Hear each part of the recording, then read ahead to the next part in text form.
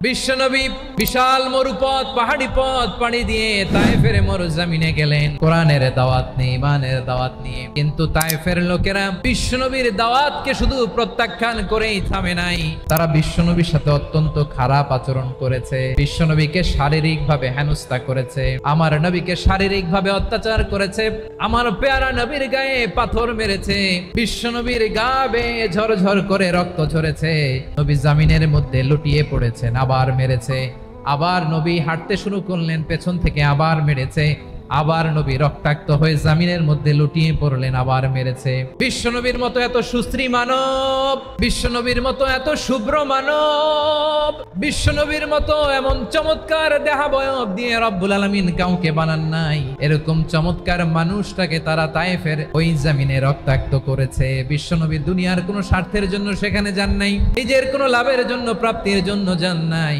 তায়েফবাসীদের জাহান্নামের আগুন থেকে বাঁচাতে গিয়েছেন। ঠিক কিনা বলেন?